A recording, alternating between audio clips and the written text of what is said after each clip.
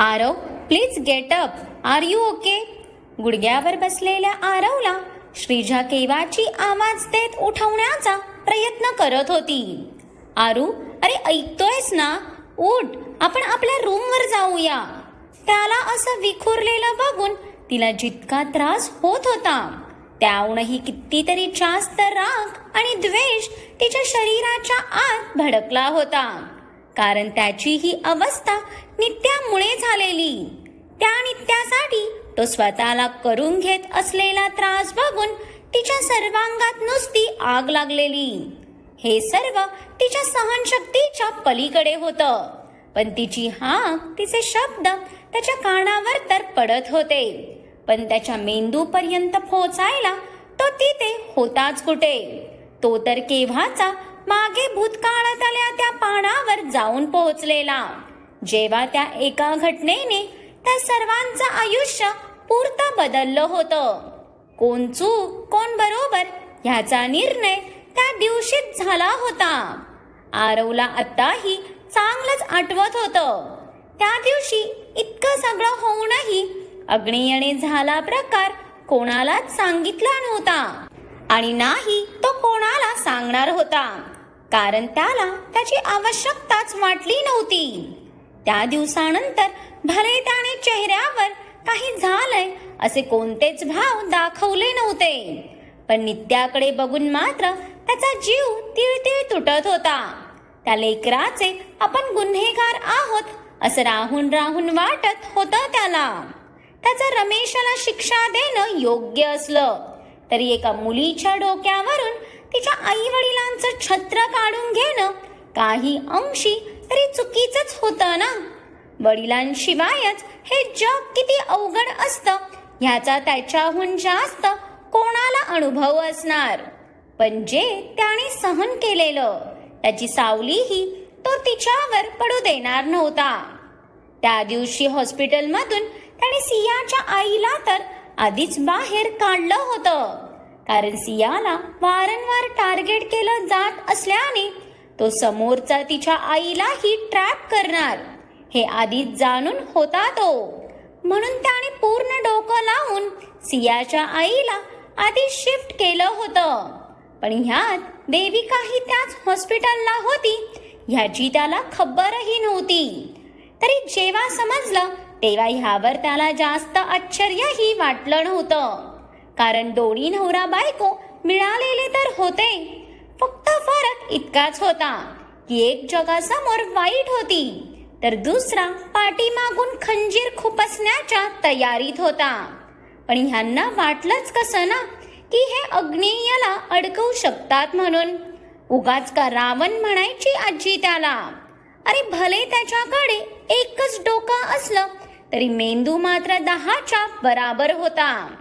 त्यामुळे त्या दिवशीच्या ब्लास्ट मध्ये रमेश सोबत देविकाही स्वाहा झाली होती.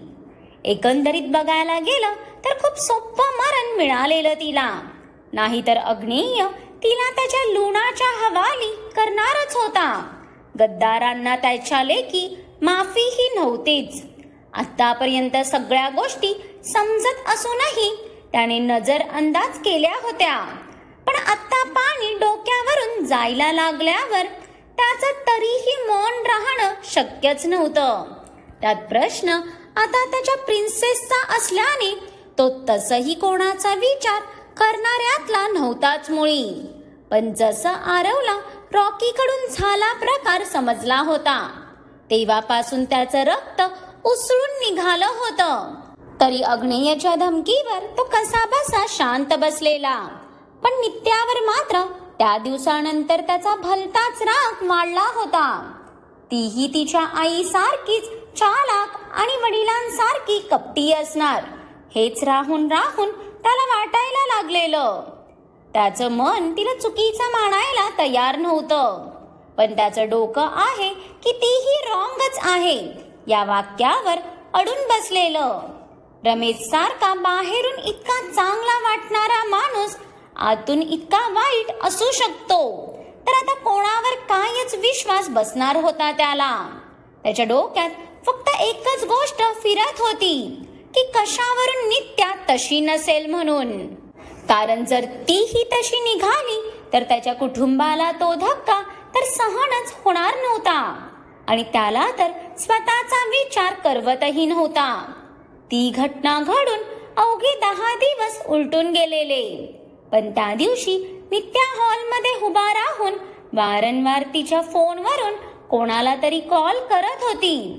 पण तो फोन लागत नसल्याने अगदीच रडवेली झालेली ती. हृदय तर नुसतं भीतीने धडधडत होतं. नित्या, राणी, अगं काय झालं? इतकी का अस्वस्थ झाली आहेस?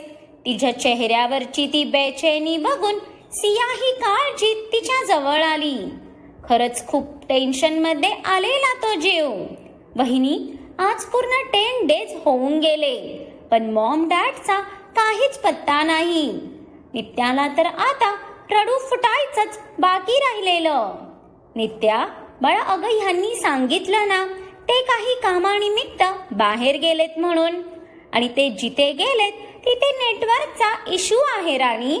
तिच्या आई वडिलांप्रती तिचा तळमळणारा जीव बघून सियाने पटकन तिला मिठीत घेतलं. अगदी घाबरली होती ती आज, आणि का घाबरणार नाही ना? ती त्यांची एकुलती एक मुलगी होती, त्यामुळे त्या दोघांनीही तिच्यावर खूप प्रेम केलेलं. माणूस म्हणून ती दोघं कितीही चुकीची असली तरी आई वडील म्हणून अगदी योग्य होते ते. आजपर्यंत तिच्या सगळ्या इच्छा, सगळे हट्ट अगदी लाडाने पूर्ण केले होते त्यांनी. तिच्या प्रतीच्या त्यांच्या प्रेमात काहीच खोट नव्हती. म्हणून तर नित्याचा जीवही इतका तडफडत होता ना. तिची मॉम कशीही असली तरी ती त्या दोघांवर खूप प्रेम करायची.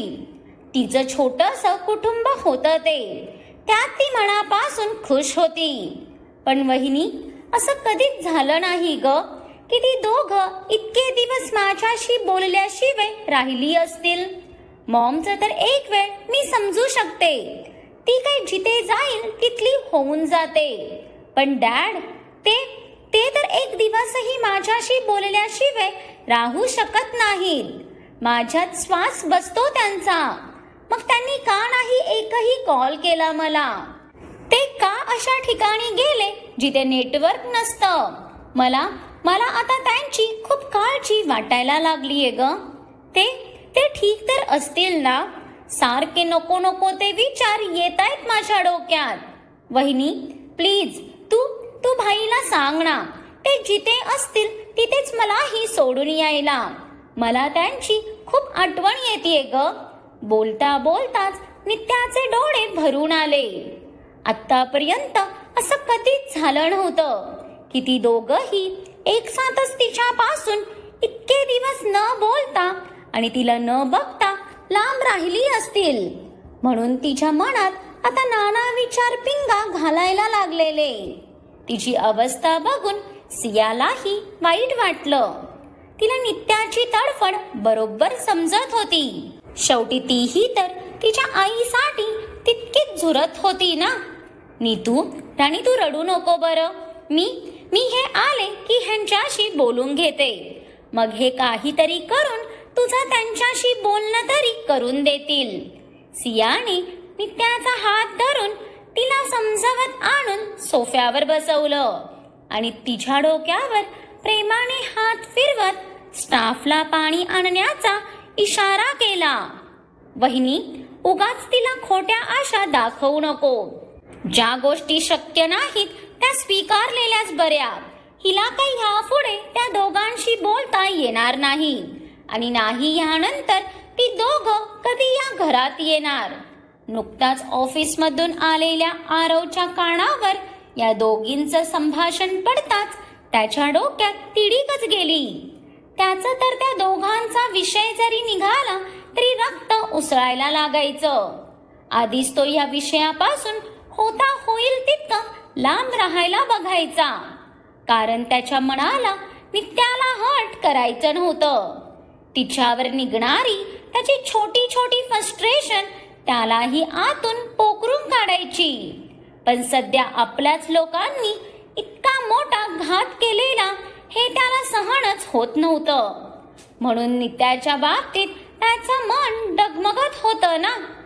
पण आजकाल नित्याला सारखं त्या दोघांसाठी झुरताना बघून त्याला आता स्वतःला अडवताच आलं नाही. आरव, अरे हे काय बोलतोय तू? डोकं ठिकाणावर आहे ना तुझं? माझ्या मॉम डॅडशी का बोलता येणार नाही मला? आणि कोण अडवणार मला? आरवचं ऐकून नित्या अविश्वासाने त्याच्याकडे बघायला लागली. तिच्या डोळ्यात त्याच्या या खोचक बोलण्यातली वेदना स्पष्ट उमटली होती. आधीच मागचे 10 दिवस तो उठता बसता तिला काही ना काही टोचून बोलत होता, पण त्यात आत्ताही त्याचं इतकं टोकाचं बोलणं तिला सहनच झालं नाही. अरे, माझा तुला अडवण्याचा प्रश्नच कुठे येतो? कारण तुला जर त्यांच्याशी बोलायचं असेल तर तुलाही नरकाची वाट पकडावी लागेल. आरवला आताही असंच वाटत होतं की नित्याही त्यांच्यात शामील आहे म्हणून. मन आणि डोक्याच्या युद्धात पुरता अडकला होता तो. आरू, अरे काय बोलतोय तू? आज तरी तिला विनाकारण पिडणं बंद कर हा. सिया उगाच या दोघांची भांडणं होण्याआधीच मधात पडली. कारण आजकाल आरवचं नित्याशी बदलत चाललेलं वागणं तिलाही खटकायला लागलेलं. त्या 2-3 वेळा बोलण्यात त्याच्या तोंडून श्रीजाचा उल्लेखही निघाला होता. ते बघून तो परत तिच्या कॉन्टॅक्टमध्ये आलाय तेही त्या सर्वांना समजलं होतं. पण त्याच्या आयुष्याचा निर्णय सर्वस्वी त्याचा असणार म्हणून कोणीच काही बोलायला गेलं नाही. त्यात त्याची दिवसेंदिवस वाढत चाललेली चिडचिड बघून कोणी त्याच्या वाट्यालाही जास्त जायचं नाही. वहिनी, अगं खरं तेच बोलतोय मी. आणि प्लीज हिच्या या गोड वागण्यावर भुलू नको. ही दिसायला जितकी सरळ साधी दिसते तितकीच आतून ही सुद्धा अतिच्या गुणांची असेल. शेवटी हिच्या अंगातही हिच्या मॉम डॅडचं ते घाणेरडं रक्तच आहे ना.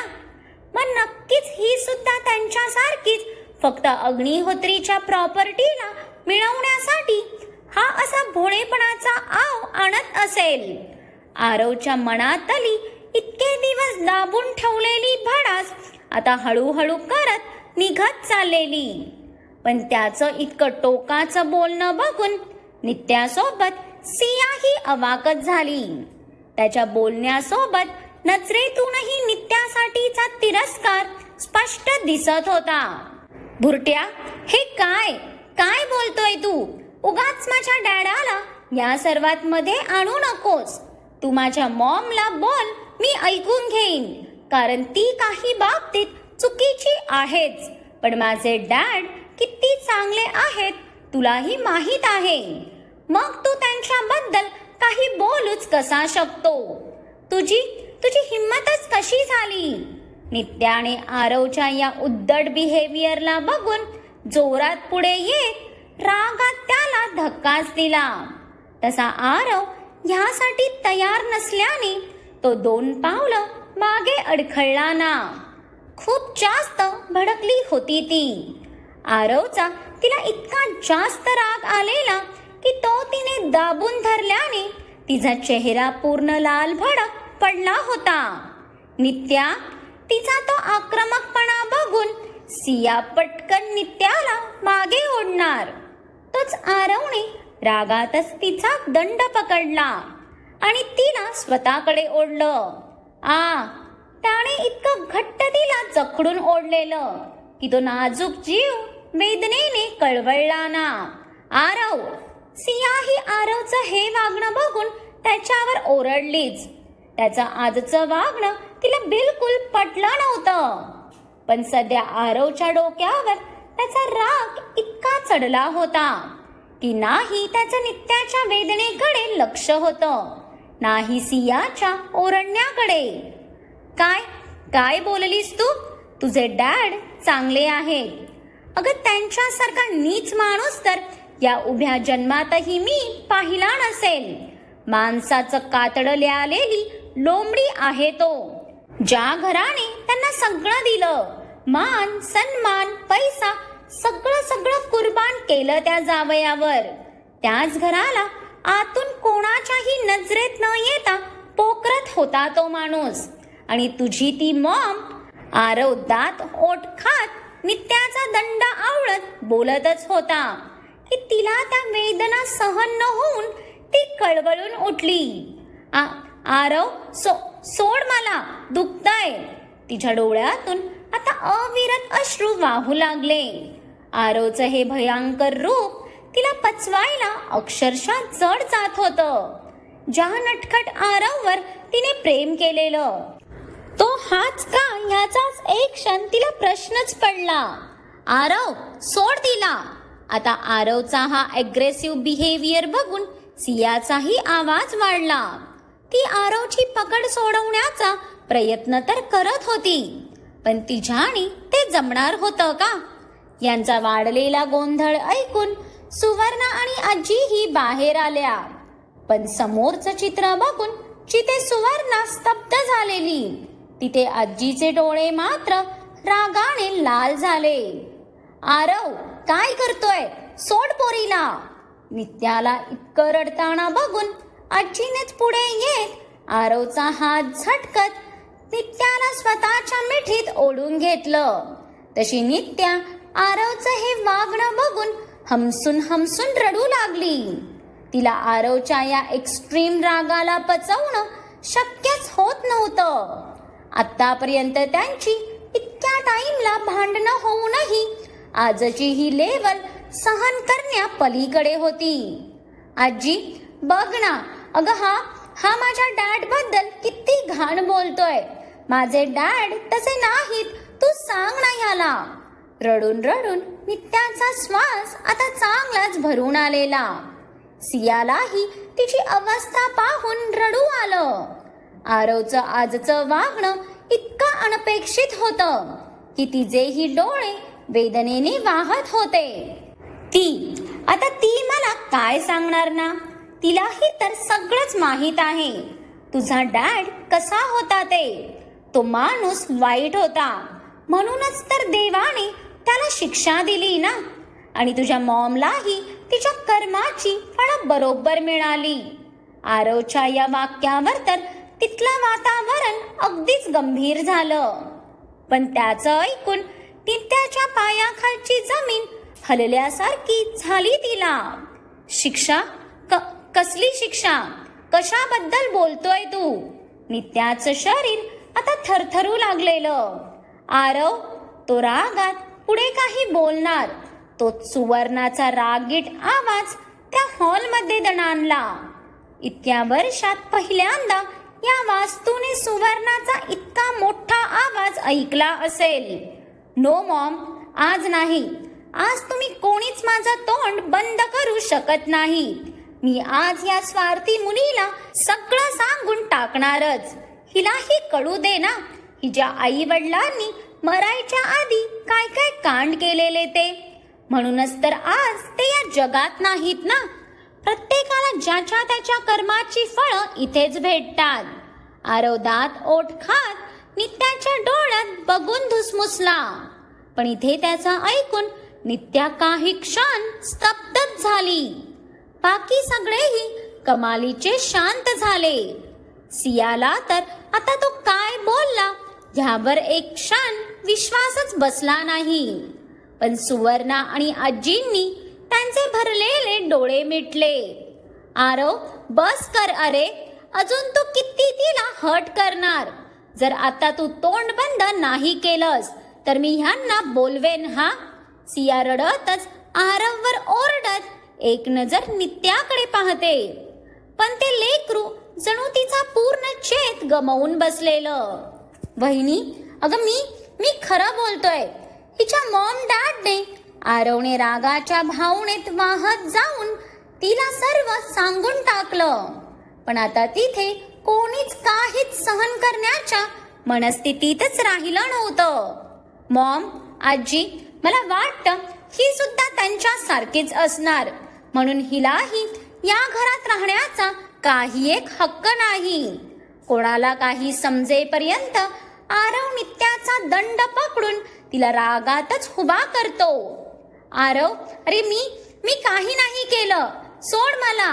आधीच होणारे आघात, त्यात आरवचं वागणं, सगळंच त्या लेकराला असह्य झालेलं. तो तर तिला सावरायला टाईमही देत नव्हता.